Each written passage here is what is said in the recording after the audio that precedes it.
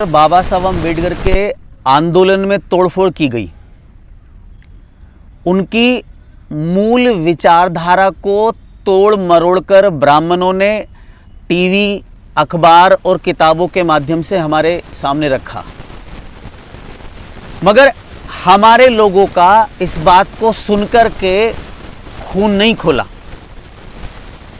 उनके भीतर कोई आक्रोश पैदा नहीं हुआ।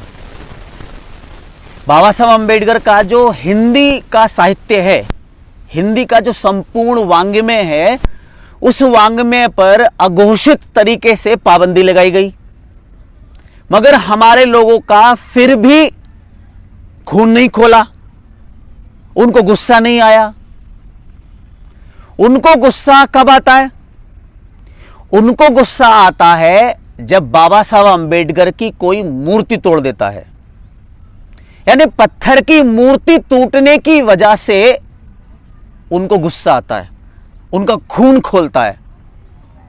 इससे एक बात तो समझ में आती है, एक बात तो साफ हो जाती है कि हमारे लोग बाबा साहब से ज्यादा बाबा साहब की मूर्तियों से प्यार करते हैं। तभी तो उनकी मूर्ति टूटने पर, केवल उनकी मूर्ति टूटने पर उनके भीतर आक्रोश पैदा हो जाता है, उनको गुस्सा आ जाता है। सुप्रसिद्ध इतिहासकार मुद्रा राक्षस, उन्होंने कहा कि मरने के बाद आदमी केवल और केवल किताबों में जिंदा होता है, मगर हमारे लोग बाबा साहब अम्बेडकर को कहां खोजते हैं? मूर्तियों में। हमारे लोग विचार प्रेमी नहीं हैं, वे मूर्ति प्रेमी हैं। उन्हें बाबा साहब अम्बेडकर के विचारों से कुछ लेना देना नहीं है, उन्हें लेना देना है तो किस बात से है? मूर्तियों से।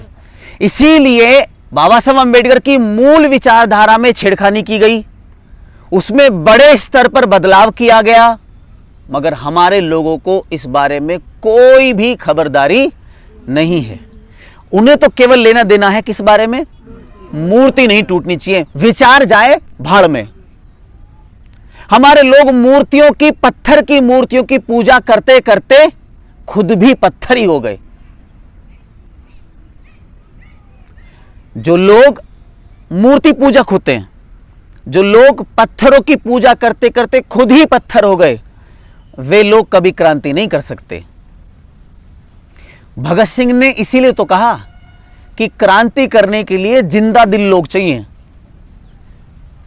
मरे हुए और कायर लोगों के बस की बात नहीं है क्रांति करना। क्रांति करने के लिए क्या चाहिए? जिंदा दिल लोग। क्रांतिकारी विचार प्रेमी होता है, मूर्ति प्रेमी नहीं होता। मगर हमारे लोग किस बात की खबरदारी रखते हैं? मूर्तियों की।